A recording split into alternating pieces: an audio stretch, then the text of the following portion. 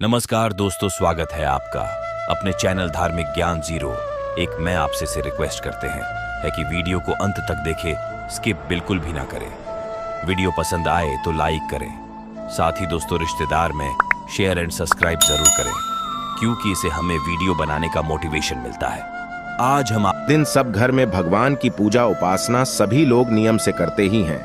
आज जगह का अभाव हो गया है, लेकिन फिर भी हर घर में एक मंदिर देखने को जरूर मिलता है। छोटा सा छोटा घर हो, वहां पर भी आपको पूजा का स्थान जरूर मिल जाएगा, क्योंकि इससे हमारे घर में हम मानते हैं सकारात्मक ऊर्जा का वास होता है। चाहे आप किराए के घर में रहे या अपने घर में रहें, अपने अपने जगह की अवेलेबिलिटी के अनुसार हर इंसान पूजा पाठ जरूर करता है। दोस्तों, बड़ा सवाल यह आता है कि घर में पूजा स्थान का होना सही जगह बहुत आवश्यक होता है। हम चाहें वास्तु की दृष्टि से देखें या तांत्रिक दृष्टि से देखें, हमारे घर का जो पूजा का स्थल होता है वो हमारे जीवन पर पॉजिटिव और नेगेटिव असर डालता है। दोस्तों, आप कहीं पर भी पूजा स्थान रखें, लेकिन सबसे पहले ये बात जरूर ही होनी चाहिए कि सूर्य की रोशनी आपके पूजा स्थल तक जरूर पहुंचती हो। यदि सूर्य की रोशनी नहीं पड़ती है तो आप भगवान सूर्य नारायण का चित्र अपने मंदिर में अवश्य लगा लें। इससे क्या होगा? अदृश्य रूप से आपके घर के मंदिर में सूर्य की रोशनी पड़ती है और नकारात्मक ऊर्जा का आभास भी नहीं होता। हमारी पूजा भी सफल होती है। पूजा करते समय आपका मुख किस दिशा में हो, भगवान की प्रतिमा का मुख किस दिशा में हो, यह भी विशेष रूप से अगर ध्यान रखा जाए तो सही फलों की प्राप्ति कराता है। दोस्तों, वैसे तो हम क्या मानते हैं कि किसी भी स्थान में किसी भी दिशा में भक्ति भाव से अगर हम पूजन करें तो वो सफल होता है, लेकिन जब हम वास्तु की बात करते हैं तो मकान के जो उत्तर पूर्व दिशा में होता है स्थान, वो सबसे सर्वोत्तम माना गया है। दोस्तों, इस स्थान पर पूजा स्थल होने से माना जाता है कि घर में शांति बनी रहती है, सुकून होता है, धन, प्रसन्नता और स्वास्थ्य का लाभ मिलता है। उत्तर पूर्व दिशा का महत्व बताते हुए वास्तु में कहा जाता है कि जब वास्तु भगवान को धरती पर लाया गया था तो उनका शीर्ष यानी उनका मस्तक उत्तर पूर्व दिशा में था, इसलिए इस दिशा को सबसे श्रेष्ठ माना गया है। और ये दिशा और भी इंपॉर्टेंट क्यों है?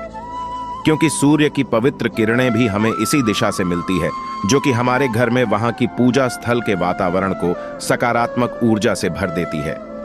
दोस्तों, आप चाहे जॉइंट फैमिली में रहते हो सकता है कई फैमिलीज में आजकल होता है कि परिवार एक होता है, बंटवारा हो जाता है भाई भाई का, लेकिन और सभी लोग एक ही घर में कई सारे पूजा घर बना लेते हैं। ऐसी मिस्टेक आपको नहीं करनी चाहिए।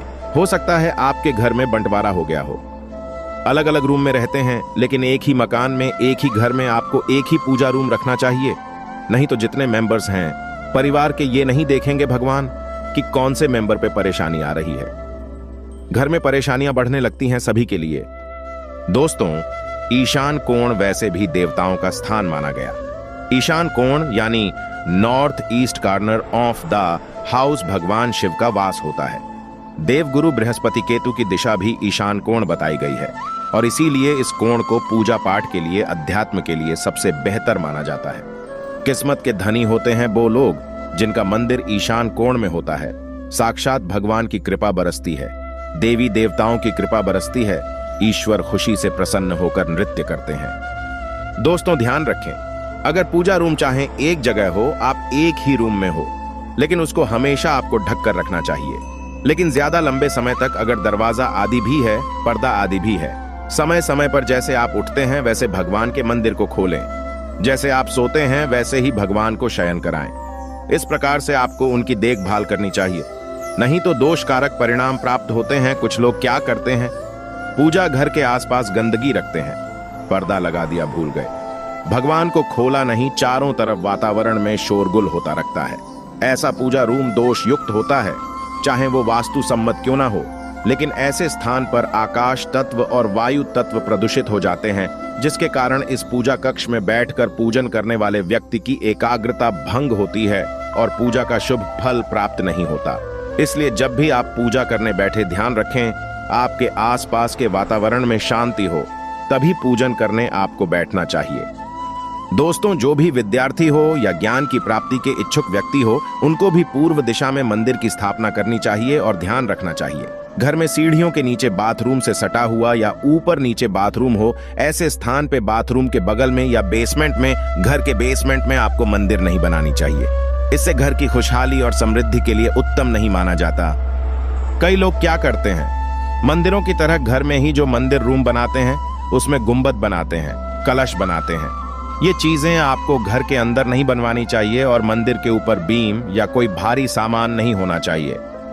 मंदिर में खाली पड़े माचिस के डिब्बे, अगरबत्ती के डिब्बे, सूखे फूल, गीले कचरे आदि, माता के फटे वस्त्र, देवी देवताओं के फटे वस्त्र, गले वस्त्र तुरंत पर्व आदियों पर बदल देना चाहिए। इससे दोष घर में उत्पन्न हो जाता है। दोस्तों, आज की जानकारी बहुत ही खूबसूरत है।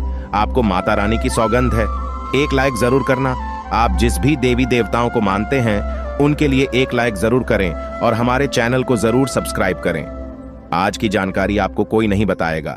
यह बहुत ही महत्वपूर्ण और सर्वश्रेष्ठ जानकारी है जो आगे आपके लिए बहुत ही उपयोगी साबित होगी। दोस्तों, पूजा में आपको ध्यान रखना चाहिए कुछ बातें कि बीच में जब भी आप भगवान की अरेंजमेंट करेंगे तो सबसे पहले रोज सुबह ध्यान रखें। पंचदेव की पूजा आपको जरूर करनी चाहिए। पंचदेव कौन कौन है? सूर्य, गणपति, शिव जी, विष्णु और मां दुर्गा। और ध्यान देना चाहिए कि पूजा स्थल पर बीच में भगवान गणेश की तस्वीर या मूर्ति जरूर होनी चाहिए। पूजा घर में अगर आप ब्रह्मा, विष्णु, शिव, इंद्र और सूर्य और कार्तिकेय की तस्वीरें रखते हैं तो इनका मुख हमेशा पूरब या पश्चिम दिशा की ओर ही होना चाहिए। दोस्तों, प्रथम पूज्य श्री गणेश के स्मरण मात्र कर लेने से कार्य सिद्ध होते हैं और घर में इनकी मूर्ति रखना बहुत ही शुभ माना जाता है। अधिकांश घरों में आप देखते होंगे बहुत सारी मूर्तियां होती हैं, लेकिन ध्यान रखें कि गजानन की मूर्तियों की संख्या 1, 3 या 5 नहीं होनी चाहिए। ये अशुभ माना गया है, यानी इनकी संख्या इवन नंबर्स में होनी चाहिए, आउट नंबर्स में नहीं होनी चाहिए। श्री गणेश का स्वरूप सम संख्या के समान होता है, इस कारण इनकी मूर्तियों की संख्या भी विषम होना गलत मानी गई है। कम से कम 2 मूर्तियां रखना गणपति देव की सर्वश्रेष्ठ मानी जाती है। पूजा घर में गणेश जी की मूर्ति का मुख, कुबेर की मूर्ति का मुख और दुर्गा मां का मुख दक्षिण दिशा की ओर होना चाहिए। घर के मंदिर में मां दुर्गा या अन्य किसी देवी की मूर्ति की संख्या 3 नहीं होनी चाहिए। यह अशुभ माना जाता है और यदि आप चाहें तो 3 से कम या ज्यादा मूर्तियां घर के मंदिर में रख सकते हैं। दोस्तों, मूर्तियों के संबंध में श्रेष्ठ बात यही होती है कि मंदिर में किसी भी देवता की 1 से अधिक मूर्ति ना हो। अलग अलग देवी देवताओं की 1-1 मूर्तियां रखी जा सकती हैं। पूजा घर में हनुमान जी का मुख नैऋत्य कोण में होना चाहिए। घर के मंदिर में हनुमान जी की मूर्ति की संख्या 1 ही होनी चाहिए, क्योंकि बजरंग बली को रुद्र का अवतार मानते हैं, यानी शिव का अवतार मानते हैं, और घर में शिवलिंग भी 1 ही होना चाहिए।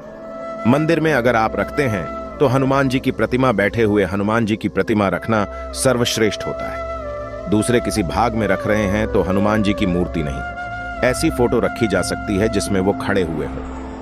घर के दरवाजे के पास नॉर्थ दिशा में आप उड़ते हुए हनुमान जी की फोटो रख सकते हैं। ये नौकरी इत्यादि के लिए सर्वश्रेष्ठ होती है। दोस्तों, ध्यान रखें, पति पत्नी का जो शयन कक्ष है अगर उसी में आपने बनाया हुआ है, आपने साइड में मंदिर, तो आपको हनुमान जी की मूर्ति या फोटो उसमें नहीं लगानी चाहिए। आप वहां पर राधा कृष्ण का फोटो लगा सकते हैं। इस बात का हमेशा ध्यान रखें कि आप अपने घर के मंदिर में जिन भी मूर्तियों को रखते हैं उनमें एक मूर्ति से दूसरी मूर्ति का 1 इंच का फासला जरूर होना चाहिए। इसके अलावा 2 भगवान की मूर्ति कभी भी आमने सामने नहीं रखनी चाहिए, नहीं तो आपके जीवन में तनाव हो सकता है। इससे पूजा का फल आपको नहीं मिलेगा। दोस्तों, पूजा घर में कई बार क्या होता है, किसी मंदिर में गए, कोई पंडित जी ने दे दिया, प्राचीन मंदिर से लाई गई प्रतिमा या स्थिर प्रतिमा जो पहले स्थिर थी, उन प्रतिमा को अपने घर पे स्थापित आपको नहीं करना चाहिए। कोई दे भी देता है तो आपको इसका विसर्जन कर देना चाहिए। दोस्तों, वास्तु विज्ञान में स्ट्रिक्टली मना किया जाता है कि भैरव भगवान की मूर्ति घर में नहीं रखनी चाहिए। हालांकि शिव भगवान का रूप होते हैं, लेकिन फिर भी वो तामसिक देवता होते हैं। कुछ लोकतंत्र मन की साधना के लिए इनको घर में रख लेते हैं, लेकिन ये गलत है। भगवान शिव का एक और रूप होता है नटराज, और वास्तुशास्त्र के अनुसार नटराज रूपाली भगवान शिव की प्रतिमा भी घर में नहीं होनी चाहिए, क्योंकि ये नटराज रूप में शिव तांडव करते हैं और इसीलिए घर पे इनको तामसी माना जाता है रखना। दोस्तों, हम सभी लोग गृह शांति के लिए कभी किसी को शनि की 7.5 आती है, ढैया है तो शनि की पूजा अर्चना करने को बोला जाता है, लेकिन ज्योतिष शास्त्र के मुताबिक कभी भी शनि देव की मूर्ति आपको घर में नहीं लगानी चाहिए। शनि की तरह ही ज्योतिष शास्त्र में राहु केतु की भी मूर्ति घर पे नहीं रखी जाती, क्योंकि राहु केतु दोनों छाया ग्रह होने के साथ साथ पाप ग्रह भी होते हैं। दोस्तों, घर के मंदिर में हमेशा भगवान की सौम्य रूप वाली मूर्तियां रखें। यहाँ तक कि ऐसे में माँ दुर्गा के कालरात्रि का जो स्वरूप होता है, माँ काली की डरावनी मूर्ति होती है, वो भी घर में नहीं रखनी चाहिए। रखना भी चाहते हैं तो बहुत सौम्य मूर्ति आपको मुस्कुराती हुई रखनी चाहिए। दोस्तों, किसी भी प्रकार के घर में महाभारत आदि के युद्ध आदि के पशु पक्षी के चित्र आदि लगाना उचित नहीं माना जाता है, और पूजा घर में कुछ लोग पैसे उठा उठा के दबा दबा के रखते हैं। ये भी नहीं करना चाहिए। पूजा घर में कभी भी धन बहुमूल्य चीजें जो होती है वो आपको नहीं रखनी चाहिए। पूजा घर में आप वह सिक्का रखें जो आजीवन मंदिर में रखा हो। आप चांदी का सिक्का सदैव के लिए अर्पित कर सकते हैं। इससे आपके घर में सौभाग्यपूर्वक धन, ऐश्वर्य, धन लक्ष्मी तथा अन्न भंडार की कोई भी कमी नहीं होगी। मंदिर को कभी खाली नहीं रखना चाहिए। चांदी का रुपया, पैसा या सोने की कोई भी वस्तु आपको अवश्य माता रानी को या देवी देवताओं को अर्पित जरूर करना चाहिए। आप चांदी का सिक्का भी विशेष रूप से मंदिर में रख सकते हैं। यदि आपके पास कुछ भी मंदिर में रखने के लिए विशेष नहीं है तो आप विशेष तौर पर पुष्प अर्पित करते रहें। पुष्प जो होते हैं हीरे, मोती, सोना, चांदी से भी बढ़कर देवी देवताओं के लिए होते हैं। दोस्तों, ये तो हुई मूर्तियों की व्यवस्था। अब हमें रोज सुबह जब हम पूजन शुरू करते हैं तो सबसे पहले ये ध्यान रखें, पूरे घर में आपको हल्दी के जल का कम से कम मुख्य द्वार पर हल्दी के जल का, और हो सके तो गौमूत्र का छिड़काव आपको जरूर करना चाहिए। सबसे पहले सूर्य देवता को अर्घ आपको देना चाहिए और फिर तुलसी को अर्घ देना चाहिए। शाम को तुलसी के आगे दीपक जरूर जलाएं। आपके अगर इष्ट देव हो उनका भी ध्यान आपको जरूर करना चाहिए। दोस्तों, कभी भी बासी हुए या झूठे भोजन किए हुए वस्त्र पहन करके आपको सुबह भगवान की पूजा नहीं करनी चाहिए। पूजा के समय मुख शुद्ध रहे, इसका विशेष ध्यान रखना चाहिए। पूजा से पहले आचमन कर ले और पूजा के दौरान मुख में चाहे प्रसाद ही सही, कुछ भी नहीं रखना चाहिए। पूजा में हम जिस आसन पर बैठते हैं उसे पैरों से कभी भी इधर उधर नहीं खसकाना चाहिए। हमेशा आसन को हाथों से ही उठाना और बिछाना चाहिए। जिस आसन पर हम बैठकर पूजा पाठ करते हैं वह आसन हमारे लिए सिद्ध हो जाता है, पवित्र हो जाता है, इसीलिए पैरों से नहीं खसकाना चाहिए। दोस्तों, अगर आपके घर में पितृ पूजा आप करते हैं जो कि सर्वश्रेष्ठ है, तो पितृ की तस्वीर कभी भी देवी देवताओं की तस्वीर के साथ नहीं रखनी चाहिए। मंदिर में मृतकों की, पूर्वजों की इनके चित्र आपको नहीं लगाने चाहिए। पूर्वजों के चित्र लगाने के लिए दक्षिण दिशा का क्षेत्र सबसे अच्छा रहता है और इस दीवार पर मृतकों के चित्र लगाए जा सकते हैं। उनके सामने भी नियमित रूप से जल की घंटी या जल का लोटा, जिसको कहते हैं, वो जरूर रखना चाहिए और हर सुबह दक्षिण दिशा में जल चढ़ाकर फिर फ्रेश जल भरकर वापस लौटे को वहीं रख देना चाहिए। रोज सुबह शाम एक दीपक कम से कम उनके नाम का दक्षिण मुखी होकर के जरूर जलाना चाहिए। अगर सुबह शाम दोनों समय नहीं भी जला सके तो कम से कम शाम के समय आपको ये जरूर करना चाहिए। दोस्तों, और वर्ष भर में जब भी श्रेष्ठ मुहूर्त आते हैं, कोई भी तीज त्योहार होता है, तो पूरे घर में आपको गौमूत्र का छिड़काव करना चाहिए। गौमूत्र के छिड़काव से दो चीजें होती हैं, एक तो वातावरण पवित्र होता है, सकारात्मकता आती है, और दूसरा गौमूत्र बहुत ही चमत्कारी उपाय होता है। इस उपाय से घर पर दैवीय शक्तियों की कृपा बनी रहती है और किसी भी तरह का ब्लैक मैजिक हो, घर पे नेगेटिव एनर्जी का वास हो चुका है, वो घर से बिल्कुल दूर हो जाते हैं। दोस्तों, जो भी मूर्तियां आप अपनी पूजा मंदिर में रखेंगे वो छोटी और कम वजनी हो तो ही बेहतर है। ज्यादा बड़ी बड़ी मंदिर की तरह मूर्तियां आपको घर में विराजमान नहीं करनी चाहिए। शिवलिंग के लिए बताया जाता है कि अंगूठे के आकार से बड़ा नहीं होना चाहिए, और शिव जी को अगर आप रखते हैं तो शिव परिवार को जरूर ही रखना चाहिए। भगवान का चेहरा कभी भी ढका हुआ नहीं होना चाहिए। यहाँ तक कि फूल माला से भी कई लोग चेहरा ढक देते हैं, ऐसा नहीं करना चाहिए। संभव हो तो पूजा स्थल आपका ग्राउंड फ्लोर पर रखें और खुला खुला और बड़ा होना चाहिए। दोस्तों, अगर कोई मूर्ति खंडित हो जाए या पूजा का सामान क्षतिग्रस्त हो जाए, चाहे वो दीपक ही हो, उसे तुरंत पूजा स्थल से हटाकर कहीं बहते जल में प्रवाहित कर देना चाहिए। खंडित मूर्तियों की पूजा अशुभ मानी गई है।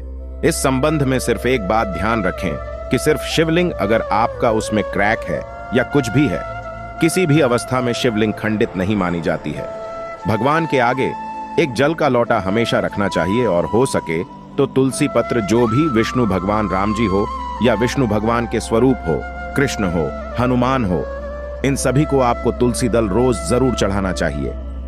दोस्तों 5 मिनट ही सही, पर पूजा सुबह सुबह दिन की शुरुआत करने के पहले आपको ध्यान करना, आसन देना, भगवान को स्नान करवाना, धूप दीप करना, अक्षत चावल चढ़ाना, कुमकुम चंदन चढ़ाना, पुष्प चढ़ाना, प्रसाद चढ़ाना, ये जो जितना भी आप कर सके थोड़ा बहुत ही सही आपको जरूर करना चाहिए। सभी प्रकार की पूजा में चावल विशेष रूप से चढ़ाए जाते हैं, लेकिन पूजा के चावल हमेशा अक्षत होने चाहिए, यानी अखंडित होने चाहिए। पूरे चावल, बिना टूटे हुए चावल आपको चढ़ाने चाहिए।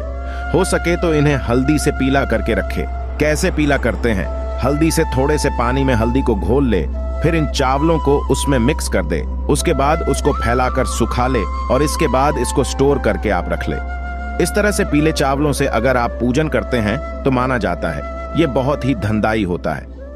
दोस्तों रोज आपको पूजा में 2 दीपक जरूर जलाने चाहिए। एक घी का दीपक और एक तेल का दीपक। घी का दीपक दाहिनी ओर यानी कि राइट हैंड साइड में जलाना चाहिए और तेल का दीपक बाईं और चलाना चाहिए। घी के दीपक के लिए सफेद रुई की बाती का उपयोग किया जाना चाहिए और तेल के दीपक के लिए हो सके तो लाल धागे की बाती सर्वश्रेष्ठ बताई गई है। जिस दीपक में आप तेल डालेंगे उसमें 2 लौंग और 2 कपूर आप जरूर डालें। ये काम करने से घर पे नजर, बुरी नजर या जो भी गलत चीजें होती हैं वो आपके घर से दूर हो जाती है। यहाँ तक कि भगवान शिव कहते हैं जलता हुआ दीपक घर में अकाल मृत्यु तथा दुर्घटनाओं से बचाता है। दोस्तों दीपक हमेशा ध्यान रखें भगवान की प्रतिमा के ठीक सामने लगाना चाहिए। शाम को आपके घर में लक्ष्मी प्राप्ति के लिए गूगल की धूप, नजर बाधा आदि के लिए टोने टोटके के लिए लोबान की धूप और सुख शांति के लिए तेज पत्ता जरूर जलाना चाहिए। तेज पत्ता जो होता है जिसे हम खाने में डालते हैं वही होता है तेज पत्ता। दोस्तों मंदिर आप कभी भी शयन कक्षा बेडरूम में बनाना ही नहीं चाहिए और अगर किसी कारणवश आप बना लेते हैं तो पर्दा से ढक करके उसको जरूर रखना चाहिए। एक लकड़ी का हो सके तो हल्का पार्टीशन दे दे, ये ज्यादा अच्छा रहता है। पति पत्नी के लिए यदि एक कमरे की व्यवस्था हो और कोई जगह नहीं हो तो मंदिर आप पूजा करने के बाद पूरा ढक दें। मंदिर आप शयन कक्षा में भी रख सकते हैं, पर शर्त यह है कि आपको मंदिर ढककर सोना चाहिए और सिर्फ पूजा करते समय ही खोलना चाहिए और कुछ समय बाद वापस पर्दा ढक देना चाहिए। इससे आपकी पूजा पाठ भी सफल होगी और मंदिर को दूसरी ओर ले जाने का भय भी आपको नहीं सताएगा, दोष भी नहीं लगेगा। दोस्तों रात के समय स्पेशली मंदिर पर पर्दा कर देना चाहिए। पूजा में बासी फूल पत्ते अर्पित नहीं करने चाहिए। हमेशा स्वच्छ और ताजे जल का ही उपयोग करें और भगवान देवी देवताओं के ऊपर चढ़ाए गए हार, फूल, पत्तियां आदि जो भी आप चढ़ाते हैं उनको कभी भी बिना धोए अर्पित नहीं करना चाहिए। एक बार पहले साफ पानी से जरूर धो लें। जब भी फूल चढ़ाएंगे तो दाएं हाथ की अनामिका और अंगूठे की सहायता से आपको फूल अर्पित करने चाहिए और चढ़ाए हुए फूल को अंगूठे और तर्जनी की सहायता से उतारने चाहिए। फूल की कलियों को चढ़ाना मनाही होता है। कभी भी फूल की कलियां भगवान पर नहीं चढ़ानी चाहिए, लेकिन ये नियम कमल के फूल पर लागू नहीं होता है। दोस्तों कभी भी मंदिर का कूड़ा कचरा, अगरबत्ती के डिब्बे, माचिस के डिब्बे, सड़े हुए फूल तथा मैले वस्त्र गंगा मैया में विसर्जित नहीं करना चाहिए। इससे गंगा मैया नाराज हो जाती हैं। शास्त्रों में एक कथा आती है, गंगा में जब लोग सड़े गले वस्त्र और सड़ी चीज विसर्जित करने लगे थे तब माता गंगा भगवान शिव के पास रोते हुए गई थीं। तब भगवान शिव ने क्रोधित होकर ऐसा वरदान गंगा माता को दिया था कि जो भी व्यक्ति अपवित्र चीजें गंगा में विसर्जित करेगा उसको मेरा भयंकर श्राप लगेगा। वह नरक में भटकता रहेगा, उसे कभी मोक्ष प्राप्त नहीं होगा, उसे गंगाजल कभी प्राप्त नहीं होगा। वह कितना भी गंगा में स्नान कर ले उसका शरीर हमेशा अपवित्र ही रहेगा। इसीलिए गंगा में केवल पवित्र राख, हवन सामग्री की राख, पवित्र फूल या देवी देवताओं की खंडित मूर्तियां ही विसर्जित करना चाहिए। डब्बे पन्नियां कभी गंगा में नहीं डालना चाहिए। जानवरों की हड्डी मांस गंगा में कभी नहीं डालना चाहिए। दोस्तों तुलसी के बिना ईश्वर की पूजा पूर्ण नहीं मानी जाती। तुलसी की जो मंजरी होती है वो सब फूलों से बढ़कर मानी जाती है। मंगल, शुक्र, रवि अमावस्या, पूर्णिमा, द्वादशी और रात के समय या संध्या काल में तुलसी दल नहीं तोड़ना चाहिए। यहाँ तक कि ग्रहण हो, ग्रहण के दौरान भी तुलसी पत्र नहीं तोड़ना चाहिए। तुलसी पत्र तोड़ते समय ये ध्यान रखना जरूरी होता है कि पत्तियां जरूर हो, खाली डंडी तुलसी की ना तोड़े और शिव जी और गणपति को भूल से भी तुलसी नहीं चढ़ानी चाहिए। इनको आप बेल पत्र चढ़ाएं, ये सर्वेश श्रेष्ठ होता है। दोस्तों, तुलसी के पत्ते और गंगाजल कभी भी बासी नहीं माने जाते। 11 दिन तक आप वही तुलसी को बार बार धो करके चढ़ा सकते हैं और बार बार इनका उपयोग आप कर सकते हैं। शेष सामग्री आपको ताजी ही उपयोग करनी चाहिए। यदि कोई फूल सूख गया हो, गिर गया हो या खराब हो या जमीन से गिरा हुआ आपने उठाया हो तो उसको भगवान को अर्पित नहीं करना चाहिए। दोस्तों, वास्तु शास्त्र के अनुसार जिन देवताओं के 2 से ज्यादा हाथों में अस्त्र हो, उनके चित्र आपको घर पे नहीं लगाने चाहिए।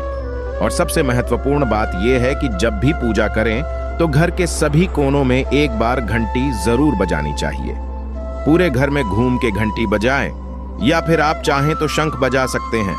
शंख ध्वनि करें, इससे सारी नकारात्मक ऊर्जा आपके घर से बाहर चली जाती है और आपके घर में सकारात्मक ऊर्जा का संचार होता है।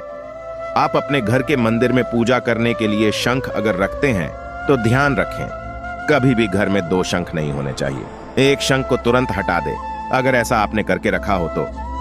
दोस्तों, घर के आसपास अगर आपके कोई मंदिर है तो उसमें स्थापित देवी देवता पहला तो होना ही नहीं चाहिए। घर के बिल्कुल सटा हुआ या आसपास कोई मंदिर और अगर है भी तो उसमें स्थापित देवी या देवता का चित्र आपको मुख्य द्वार पर लगाना चाहिए। घर में जिस स्थान पर मंदिर होता है वहां पर जूठन, तामसी भोजन, नशे की चीजें, चमड़े से बनी हुई चीजें, जूते, चप्पल, दवाई आदि नहीं लेकर के जानी चाहिए, क्योंकि दवाइयां आधे से ज्यादा मांस की बनी होती हैं। दोस्तों, पूजा घर के निकट और भवन के ईशान कोण में झाड़ू या कूड़ादान नहीं रखना चाहिए और संभव हो तो पूजा घर को साफ करने का झाड़ू पोछा भी आपको अलग रखना चाहिए। जिस कपड़े से भवन के अन्य हिस्से का पोछा लगाया जाता है वो पूजा घर में उपयोग नहीं लाना चाहिए। मंदिर में कभी भी पुरानी कबाड़ आदि को नहीं रखना चाहिए और पुरानी हो चुकी फूल मालाएं, अगरबत्तियां, धूप की राख, माचिस की तिल्लियां कई लोगों में आदत होती है इकट्ठी करने की, कभी भी इनको इकट्ठा करके नहीं रखना चाहिए। हाथों हाथ किसी गमले में डाल दे या कूड़े में आपको डाल देना चाहिए। दोस्तों, हमेशा पूजा के बाद आपको परिक्रमा जरूर करनी चाहिए। अपने स्थान पे एक बार घूम लें और नहीं तो अगर आप भगवान की अलग अलग देवी देवताओं की अलग परिक्रमा करना चाहते हैं तो भगवान सूर्य की 7, श्री गणेश की 3, विष्णु भगवान की 4 और शिव जी की आधी परिक्रमा करनी चाहिए। दोस्तों, अब हम बात कर लेते हैं मैन वाली की मुख किस ओर होना चाहिए। जब हम पूजा करते हैं तो सामान्यतः पूर्वाभिमुख होकर के यानी कि पूरब की ओर मुख करके अर्चना करना ही सर्वश्रेष्ठ बताया गया है। इसमें देव प्रतिमा यदि हो तो उनका मुख और दृष्टि हमेशा पश्चिम की ओर होती है। इस प्रकार की गई उपासना हमारे भीतर ज्ञान, क्षमता, सामर्थ्य और योग्यता प्रकट करती है, जिससे हम अपने लक्ष्य को तलाश करने में आसानी से हासिल अपने लक्ष्य को प्राप्त करते हैं। दोस्तों, वास्तु में पश्चिम की तरफ पीठ करके यानी पूर्वाभिमुख होकर बैठना ज्ञान प्राप्ति के लिए श्रेष्ठ माना जाता है। भगवान का मुख दक्षिण मुखी कभी नहीं होना चाहिए। ये ध्यान रखें, पूर्व, पश्चिम और उत्तर मुखी भगवान हो सकते हैं। जब हम तंत्र शास्त्र की बात करते हैं या कर्म कांडों की बात करते हैं तो इसमें लक्ष्मी की जो प्राप्ति के लिए पूजन करना चाहते हैं उनको पश्चिम मुख होकर के अर्चना करनी चाहिए। इसमें हमारा मुख पश्चिम की ओर होता है और देव प्रतिमा की दृष्टि और मुख पूरब की ओर होता है। दोस्तों, ये जो उपासना पद्धति है ये सामान्य उपासना पद्धति से पदार्थ प्राप्ति या कामना पूर्ति के लिए अधिक करेक्ट होती है। उन्नति के लिए कुछ ग्रंथ बताते भी हैं कि उत्तर मुखी होकर के उपासना करनी चाहिए। दक्षिण दिशा सिर्फ षटकर्मों के लिए इस्तेमाल की जाती है, लेकिन ये ध्यान रखें, कर्मकांड, तंत्र और वास्तु ये तीनों अलग अलग विद्याएं हैं। इन सबको कभी भी आपको मिलाना नहीं चाहिए। सिंपल पूजा करना चाहते हैं तो पूरब की ओर मुख करके पूजा करें, ये सर्वश्रेष्ठ होता है। धन प्राप्ति के लिए आपको पश्चिम की ओर मुख करके करना चाहिए और कभी कभी आप चाहें तो उत्तर की ओर, अगर आपके पास अरेंजमेंट नहीं है तो उत्तर की ओर मुख करके भी आप पूजन कर सकते हैं। दोस्तों, इस प्रकार से अगर आप भी अपने घर में सही स्थान, सही दिशा में पूजा स्थल बनवा करके सही तरीके से पूजन करते हैं तो निश्चित रूप से वहां पर सकारात्मक ऊर्जा का प्रवाह रहता है, जो आपको स्वस्थ रखेगा, सुखी बनाएगा और सामर्थ्यवान बनाएगा। आज मैंने ट्राई किया है कि आपको बिल्कुल नियम से स्टेप बाय स्टेप बताऊं कि कैसे आपको मूर्ति स्थापना रखनी चाहिए, किस प्रकार से किस मुख होकर के पूजन करना चाहिए, क्या क्या चीजें पूजा में रखनी चाहिए और रोज की पूजा आपको कैसी करनी चाहिए। दोस्तों, एक लास्ट बात, कुछ लोग पूछते हैं कि लड्डू गोपाल अगर हम रखते हैं तो एक से अधिक रख सकते हैं कि नहीं? तो दोस्तों बिल्कुल रख सकते हैं। आप जितनी चाहें कान्हा की मूर्तियां रख सकते हैं, युगल जोड़ी रखें, कान्हा रखें, छोटे से लड्डू गोपाल रखें, राम बलराम रखें, इसमें कोई हानि नहीं होती है। दोस्तों अब जानते हैं दीपक का पूरा जल जाना या दीपक में फूल बनना हमें क्या संकेत देता है और दीपक क्यों जलाना है जरूरी। हम दीपक के बारे में बारी बारी एक एक जानकारी आपको बताएंगे। जो दीपक आप अपने घर में जलाते हैं उसका ज्ञान आपको होना चाहिए। चलिए जानते हैं दीपक के विषय में कुछ गुप्त जानकारियां आपको माता रानी की सौगंध है। वीडियो को एक लाइक जरूर करना, आपका एक लाइक बहुत ही कीमती है। चमकते सितारे की तरह अपना भाग्य चमचमाते हुई देखने के लिए घर में दीपक का यह प्रयोग जरूर करें। घर में जलता हुआ दीपक है तो जीवन है, क्योंकि दीपक ही हमारा जीवन बचाता है। जहां होता है जलता हुआ दीपक, वहां धन भी खींचा चला आता है। आज हम दीपक से जुड़ी कई महत्वपूर्ण जानकारी आपको देने वाले हैं। वीडियो के अंत तक बने रहना।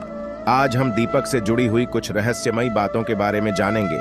उस दीपक के बारे में जिसे हम पूजा करते समय या पूजा घर के मंदिर में या घर के बाहर के मंदिर में जलाते हैं। आप अपने घर के मंदिर में या फिर बाहर के मंदिर में पूजा तो जरूर करते होंगे और पूजा करते समय दीपक जलाने का नियम भी आपको पता होगा। आपको पता होगा कि जिस दीपक को आप जिस भगवान का नाम लेकर जलाते हैं, कहीं वो दीपक कुछ गलत संकेत तो नहीं दे रहा है। आपके दीपक की बाती पूरी जल जाती है या फिर दीपक में घी और अधजली बाती बच जाती है, और कहीं आपके दीपक की बाती पर फूल तो नहीं बनता। और तो और दीपक की बाती पर फूल बन जाने का क्या मतलब होता है? तो क्या आप जानते हैं कि दीपक की बाती का पूरा जल जाना और बच जाना क्या संकेत देता है? कहीं आपके जीवन की सभी परेशानियों की वजह आपकी जराई हुई दीपक से तो नहीं जुड़ी हुई है? कहीं आप पहले से जले हुए दीपक में तो बाती नहीं जलाते हैं? और क्या आपके पूजा का दीपक पुराना है या नया? आखिर कितने सालों से उस दीपक का इस्तेमाल कर रहे हैं? कहीं आपकी तो आदत नहीं है। थोड़े दिनों के बाद दीपक को बदल देने की तो दोस्तों आपको जानकर हैरानी होगी कि आप अपने पूजा घर के मंदिर में दीपक जलाते समय अगर यह गलती करते हैं तो आपको इसका परिणाम भुगतना ही होगा। और दीपक की बाती का पूरा जल जाना और बाकी का बच जाना भी अलग अलग संकेत देता है, जो हमारे लिए जानना बहुत जरूरी है। तो इन्हीं सब बातों को जानने के लिए इस वीडियो में अंत तक हमारे साथ बने रहिएगा। दोस्तों जब हम पूजा करते हैं तो हमारा दीपक कभी कभी अचानक से बुझ जाता है और कभी कभी ऐसा होता है कि हमारी पूजा होने के बाद हम उस दीपक को भगवान के सामने जलता छोड़ देते हैं। लेकिन कुछ समय के बाद में दीपक खुद ब खुद बुझ जाता है और उसमें अधजली बाती और घी बचा रह जाता है। और कभी कभी तो हमारे दीपक की बाती पूरी जल जाती है और उसमें फूल भी बन जाता है। तो इनके अलग अलग नकारात्मक और सकारात्मक परिणाम होते हैं। तो सबसे पहले यह जानते हैं कि अगर हमारे दीपक में फूल बन रहा है तो इसका क्या मतलब होगा। प्रिय मित्रों, अगर हमारे दीपक की बाती में फूल बन रहा है तो इसका सीधा सा मतलब है कि भगवान ने हमारी प्रार्थना को स्वीकार कर लिया है और वह हमारी पूजा से प्रसन्न है। और इसका संकेत वह बाती में बने इस फूल के माध्यम से देते हैं। अगर आपके घर में दिव्य शक्तियां मौजूद हैं और आपके साथ साथ वो भी ईश्वर की पूजा में अपना ध्यान रखती है, तो आपकी दीपक की बाती में एक से ज्यादा फूल बनते हैं और कभी कभी साक्षात किसी भी देवी देवता का रूप भी दिखने लगता है। तो अगर आपके दीपक की बाती में फूल बन रहा है तो आप सच में बहुत भाग्यशाली हैं। और इसी के साथ दीपक जलाने के भी कुछ खास नियम आपको जरूर जानने चाहिए। दोस्तों, अगर आप पहले से जले हुए दीपक में अपनी बाती रखकर जलाते हैं तो ऐसा करने से दुर्भाग्य आपका पीछा कभी नहीं छोड़ता है। अगर दीपक में पहले से जली हुई बाती की राख या फिर रुई और कलौंज है और आपने अपनी बाती इसमें रखकर जला दी, तो ऐसा करने से भगवान आपसे प्रसन्न होने की बजाय आपसे नाराज हो जाते हैं और आपको इसके बहुत ही भयानक परिणाम देखने को मिलते हैं और आपके बनते हुए काम बिगड़ने लगते हैं। आपकी तिजोरी का धन खर्च होने लगता है और आपके धन आने के सारे रास्ते भी बंद हो जाते हैं। तो हमेशा यह ध्यान रखें कि जब भी आप दीपक जलाएं, आप हमेशा साफ सुथरे दीपक का ही इस्तेमाल करें। दोस्तों, इसी के साथ कुछ लोगों की आदत होती है कि वह हर थोड़े दिन बाद अपने दीपक को बदल देते हैं। तो इस पर गुरुजी का कहना है कि आप जिस दीपक से पूजा करते हैं, आप उस दीपक को कभी मत बदलिए। आप उस दीपक को सिद्ध हो जाने दीजिए। जब कोई दीपक रोजाना भगवान के सामने जलता है तो वह दीपक समय के साथ सिद्ध हो जाता है। भगवान की सकारात्मक ऊर्जा उस दीपक में आ जाती है और जब भी आप वो दीपक जलाते हैं तो आपका तन और मन दोनों पवित्र हो जाते हैं। तो आप हर रोज उस दीपक को साफ कीजिए, फिर उसमें बाती रखकर जलाएं। आप जितनी बार भी दीपक जलाएं, उतनी बार उस दीपक को साफ करके बार बार उसी दीपक में बाती जलाएं। लेकिन अगर आप गलती से भी उस दीपक को बदलते हैं तो आपकी तरक्की में रुकावट आ सकती है। इसलिए आप अपने दीपक को कभी भी मत बदलना। 10 साल 20 साल तक आप उसी दीपक में लगातार बाती जलाएं। इससे आपका दीपक सिद्ध हो जाएगा और आप इसका चमत्कार अपने घर में भी देख सकते हैं। अगर आपके घर में कोई भी रोगी हो, बीमार हो या किसी का बुखार नहीं जा रहा हो तो आप इस दीपक को थोड़ी देर के लिए किसी बर्तन में डालिए और अब उस रोगी को ये पानी पिला दीजिए। 10 से 15 मिनट के भीतर उसका बुखार उतार जाएगा। वहीं अगर आपके घर में किसी को नजर लगी हो या फिर आपके व्यापार में किसी की नजर लगी हो, आपका धंधा अच्छे से नहीं चल रहा हो, तो भी आप इस दीपक को तांबे के बर्तन के भीतर पानी में भरकर उसमें डाल दीजिए और रात भर के लिए छोड़ दीजिए। अगल दिन सुबह पानी का छिड़काव अपने घर में और अपनी दुकान पर करिए। ऐसा करने से आपको साफ साफ परिणाम दिखाई देंगे, क्योंकि जब हम लगातार एक ही वस्तु का प्रयोग अपनी पूजा में करते हैं तो वह वस्तु शुद्ध हो जाती है। भगवान की जो ऊर्जा होती है वह उस वस्तु में समा जाती है। तो कभी भी अपने मंदिर के दीपक को बदलने की गलती ना करें। दोस्तों, अगर आपके मंदिर का दीपक टूट जाता है या फिर खराब हो जाता है या खंडित हो जाता है, आप तभी उस दीपक को बदल सकते हैं। लेकिन फिर भी आप उस दीपक को ना फेंकें, बल्कि इसे अपने घर में संभाल कर रखें, क्योंकि यह भगवान की सकारात्मक ऊर्जा का भंडार होता है। वहीं अब आपको यह भी बता देते हैं कि अगर आपके दीपक की बाती पूरी नहीं जलती हैं, आपके दीपक में ही बच जाती है, तो इसका क्या परिणाम होता है।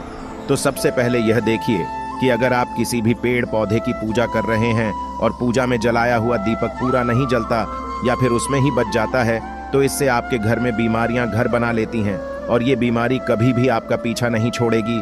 तो जब भी आप किसी भी पेड़ पौधे की या मंदिर के बाहर किसी भी जगह की पूजा करें तो यह ध्यान रखें कि उसकी बाती पूरी जले और उस बर्तन में भी ना बचे, क्योंकि यह आपकी अच्छी सेहत के लिए बहुत ही ज्यादा अच्छा प्रभाव देगा। वहीं अगर आपके घर के मंदिर में दीपक की बाती पूरी नहीं जलती है, पूजा करते समय दीपक बार बार बुझ जाता है, तो जरूर आपके घर में नकारात्मक ऊर्जा का वास है और यह आपकी पूजा में विघ्न डालने का काम करती है। दोस्तों, हमारे घर में अगर कोई बुरी शक्ति होती है या फिर कोई ऐसी ऊर्जा होती है जो यह नहीं चाहती कि आपके घर में भगवान की कृपा हो और आपके घर में सकारात्मक ऊर्जा हो, तो यह आपकी पूजा सफल नहीं होने देती। क्योंकि दोस्तों, एक वातावरण में एक ही तरह की ऊर्जा रह सकती है, या तो सकारात्मक या नकारात्मक, और जो बुरी शक्तियां होती हैं वो ये कभी भी नहीं चाहती कि आपके घर में देवी शक्तियों का वास हो, क्योंकि अगर आपके घर में भगवान ने अपनी कृपा की तो उन बुरी शक्तियों और ऊर्जाओं को आपके घर से जाना पड़ेगा। तो यह बुरी शक्तियां हमेशा इसी कोशिश में रहेगी कि आपकी पूजा में रुकावटें आएं और इन्हीं के प्रभाव से हमारा दीपक बार बार बुझ जाता है या फिर हमारे दीपक की बाती ही पूरी नहीं जलती।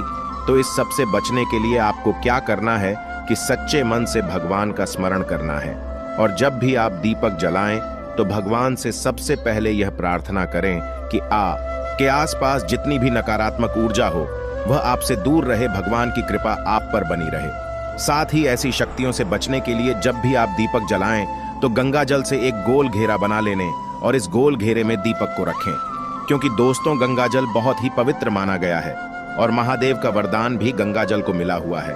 तो गंगा जल में सबसे पहले तो कोई भी बुरी शक्ति प्रवेश नहीं कर सकती, इसलिए कभी भी गंगा जल खराब नहीं होता और गंगा जल हर तरह की ऊर्जा को सकारात्मक ऊर्जा में बदल देता है। और अगर आप गंगा जल से बने हुए गोल घेरे में दीपक को रखेंगे तो यह आपकी पूजा में किसी भी शक्ति को बाधा नहीं बनने देगा और कोई भी नकारात्मक शक्ति आपकी दीपक को बुझा नहीं पाएगी और आप निर्वाह अपनी पूजा संपन्न कर पाएंगे और देवी शक्तियां भी आपके जीवन में अपनी कृपा और आशीर्वाद बनाए रखेगी।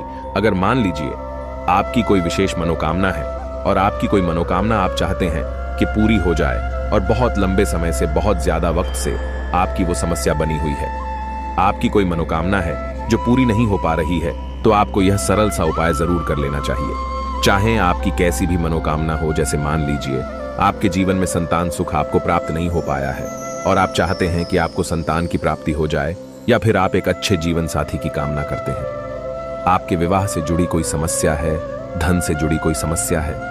कहने का मतलब है कि हर प्रकार की समस्या का उपाय है। ये एक छोटा सा उपाय तो दोस्तों, ये उपाय बहुत ही ज्यादा खास उपाय है। क्यों? क्योंकि ये आपकी हर प्रकार की समस्या को समाप्त करता है और आपकी जो भी मनोकामना है उसे पूरी करता है। इसलिए ये उपाय बहुत ही ज्यादा खास हो जाता है। इसका महत्व बहुत ज्यादा बढ़ जाता है। तो इस उपाय को करने के लिए आपको लेने हैं सदाबहार के 9 गुलाबी रंग के फूल, ठीक है ना। हम आपको फिर से बता देते हैं कि सदाबहार के गुलाबी वाले फूल आपको 9 लेने हैं और इसी के साथ आपको तांबे के पात्र में तांबे के लोटे में जल लेना है और यह उपाय करना है। आपको सोमवार के दिन तो यह उपाय आपको सुबह के समय करना है। सुबह जल्दी उठकर स्नान आदि करने के बाद आपको स्वच्छ वस्त्र धारण करने हैं और तांबे के लोटे में आप पूरा जल भर लीजिए और उस तांबे के लोटे में आप उन फूलों को डाल दीजिए जो 9 फूल आपने लिए हैं, गुलाबी रंग के सदाबहार वाले फूल।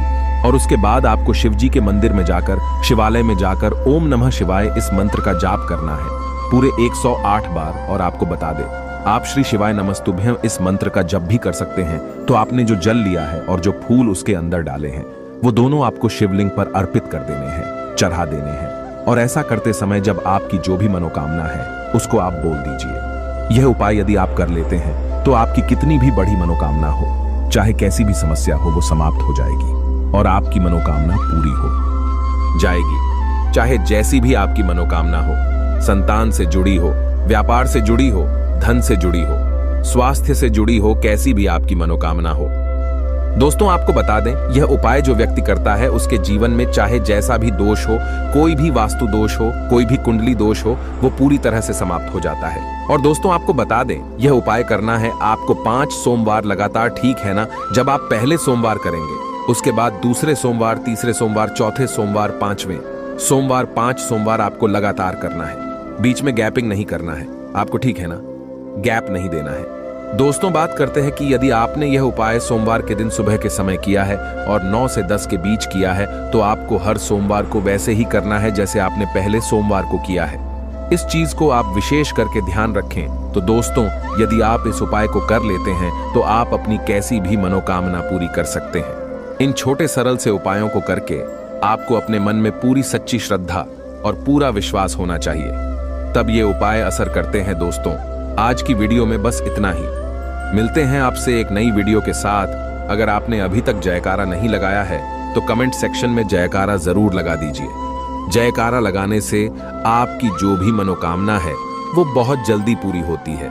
और साथ ही वीडियो को लाइक जरूर कर दीजिए। हमारे चैनल पर पहली बार आए हैं तो सब्सक्राइब करना ना भूलें। मिलते हैं एक नई वीडियो के साथ। हर हर महादेव, जय शिव शंभू।